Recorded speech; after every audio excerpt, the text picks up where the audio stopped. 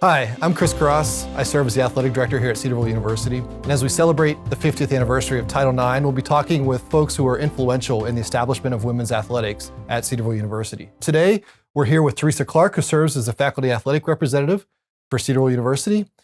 Teresa, you've had a unique experience as a student athlete, a coach, and now as faculty athletic representative here at Cedarville. Could you expand on how Cedarville's incorporated and acted on Title IX throughout your time here? Well, I'd like to start where I started here at Cedarville as a student athlete. I was actually here when Title IX came into a mandate, and I was already a student athlete, which should show you that Cedarville College at that time was ahead of its time. I was here in the early 70s, and we already had women's sports here. Title IX actually started out as an academic thing where they wanted to make sure equal opportunity was available to both genders, and Cedarville was ahead of its game in that as well. Yeah, from your perspective, do you feel that athletes have equal opportunity both athletically and academically? Absolutely. So Title IX was really to make sure that happened. And so back in the 70s, when it became a mandate, 50 years ago, as you mentioned, we made sure at Cedarville that you were not excluded from any major that we offered academically. In other words, at that time, if you came to a campus, they could say, no, I'm not sure that you could go into engineering as a female, or I don't think you should go into education as a male. But Cedarville never did that. If you felt the Lord wanted you to go into that field, we opened the door and allowed that to happen.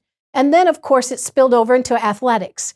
And we already had athletic teams for both genders. Now, we didn't have a lot of them yet because it was the early 70s, and we financially were at a place where we kept adding women's sports to the menu, as we used to say, but we did have them. And so we had volleyball, we had basketball for women, we had co-ed track, and so we were well ahead of the curve as far as Title IX. Yeah.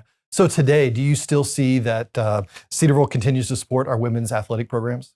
Absolutely. In fact, we make sure of that, and the NCAA that we're a part of makes sure of that. We have to send in reports showing that we are doing our fair justice of meeting Title IX, and we are. We have continued to add women's sports. We make sure that all genders have equal access to athletic trainers, to facilities, and to head coaches, and so forth.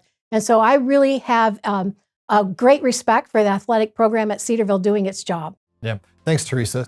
Be on the lookout for more videos as we talk to other folks who have established the women's athletic programs here at Cedarville University. And understand we continue to strive to provide equal opportunities for both men's and women's athletics through our athletic endeavors. So we look forward to seeing you soon. And as always, we look to honor Christ in all we do here at Cedarville.